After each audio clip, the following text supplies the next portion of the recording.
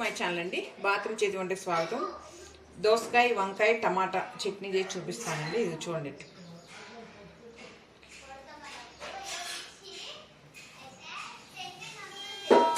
పచ్చిమిర్చి చేయించుకున్నాము. చట్నీకి మిరపకాయలు ఇలా ఎదుర్కోవాలి.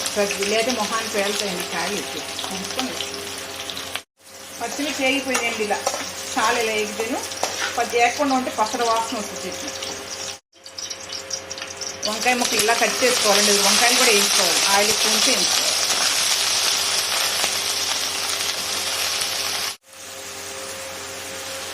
అవి వంకాయ ముక్కలు వేగి బొడ్డ దగ్గరకు వచ్చాయి. ఇవి చూడండి, ముక్క ఇలా అయిపోవాలి. మెత్తగా మీకు తెలుస్తుంది. ముక్క మెత్తగా ఇలా వేగిపోవాలి. అయిపోయింది. టమాటాలు వేస్తున్నానండి ఆయిల్. చింతపండు అండి కడిగి వేస్తున్నాను. ఇంత టమాటాలు వేస్తున్నాను, ఉడికిపోద్ది. టమాటా ఉడుకుతుందండి, ఇంకొంచెం ఉడకాలి. ఎల్లుల్లిపల్లి గబ్బాలు వేస్తున్నాను. చట్నీ మిక్స్ చేసుకున్నాము. జీలకర్ర వేస్తాను, పచ్చిమిర్చి, చక్కెర, ఎల్లుల్లిపాయ వేసానండి. మిక్స్ చేసుకుందాం. పచ్చిమిర్చి కూడా వేస్తున్నాను, మిక్స్ చేసుకుందాం. ఇప్పుడు వంకాయలు వేయించి పెట్టుకున్న వంకాయ, టమోటా,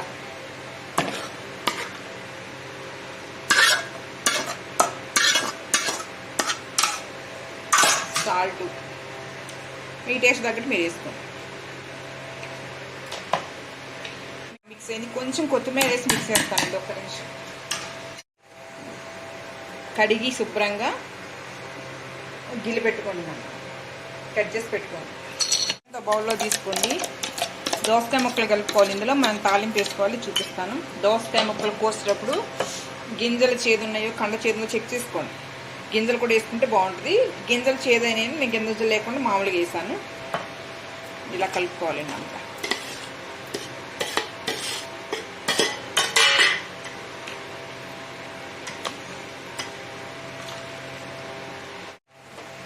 సాల్ట్ టేస్ట్ తగ్గట్టు చెక్ చేసుకోండి. తాలింపు వేసుకుందాం, చూపిస్తాను. చట్నీ తాలింపు వేసుకుందామండి. ఈ చట్నీకి ఆయిల్ ఎక్కువ పడుతుంది. దీంతో 2 స్పూన్లు వేసుకున్నాను నేను. ఇంకా వేస్తున్నాను కూడా, ఇంకొక హాఫ్. తాలింపు వేసుకున్నాం. ఎల్లుల్లిపాయ వేసాను, పచ్చిమిర్చి వేసాను, మినపప్పు, ఆవాలు, జీలకర్ర, ఎండుమిర్చి, ఇంగువ వేసుకోండి. టేస్ట్ బాగుంటుంది.